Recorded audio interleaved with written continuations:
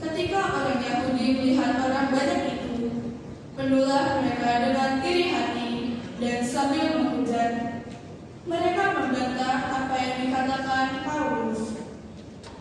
Tetapi dengan berani, Paulus dan Barnabas berkata, "Memang kepada kamulah firman Allah harus diberitakan lebih dahulu, tetapi kamu menolaknya dan menganggap dirimu tidak layak beroleh hidup yang kekal.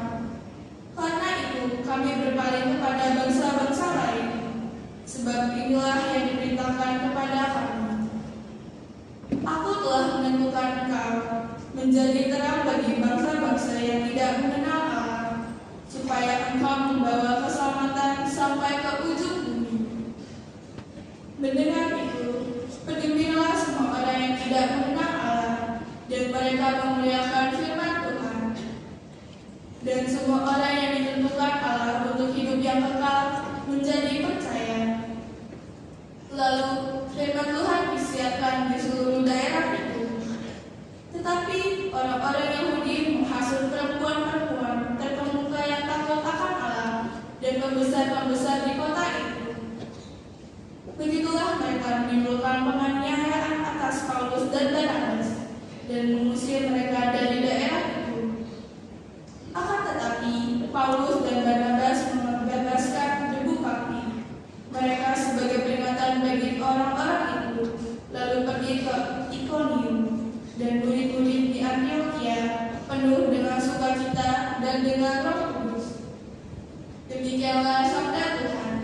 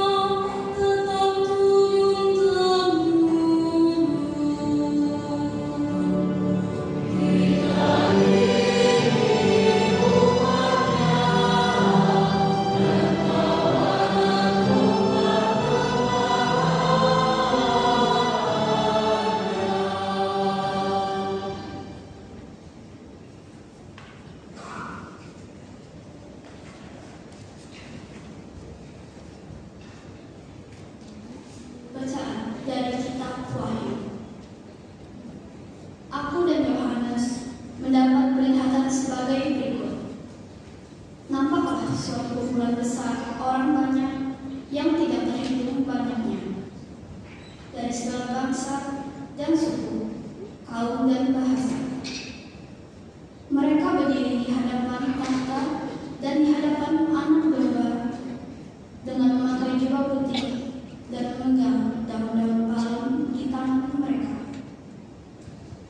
Lalu seorang dari antara tua-tua itu berkata kepadaku, mereka ini adalah orang-orang yang keluar dari kesusahan besar. Mereka telah mencuci jubah mereka dan membuatnya putih di dalam darah anak domba. Karena itu, mereka berdiri di hadapan tahta Allah dan siap malam melayani Dia di bait sucinya. Dan Ia yang duduk di atas tahta itu akan menegangkan kemahnya di atas mereka. Mereka tidak akan menderita lapar dan dahaga lagi. Matahari atau panas terik tidak akan menimpa mereka lagi. Sebab anak domba yang di tengah-tengah tahta itu akan membalakan mereka dan menuntun mereka ke mata air kehidupan. Dan Allah akan menghapus segala air mata dari mata mereka. Demikianlah sabda Tuhan.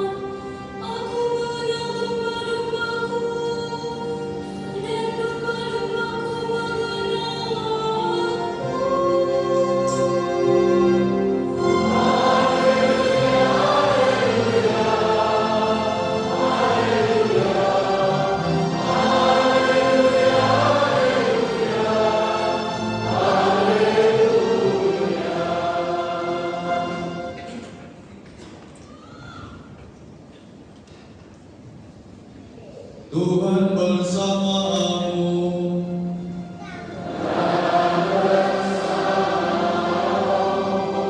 Inilah Injil suci menurut Yohanes.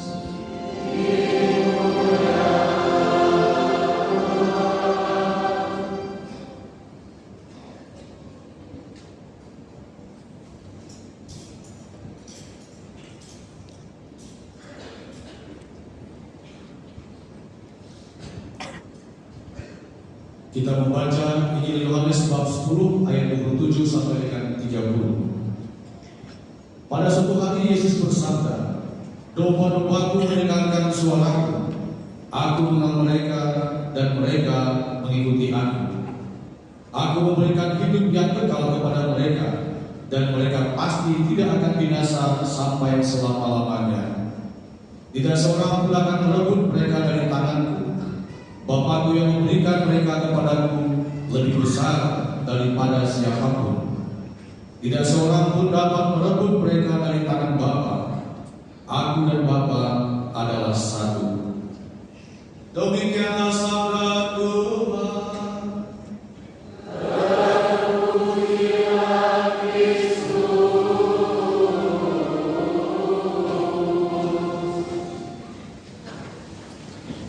Suster, Ibu Bapak yang terkasih, kita akan menyaksikan drama yang mengisahkan tentang panggilan hidup seorang yang bernama Rafael yang ingin menjadi imam. Ya, ini diperankan oleh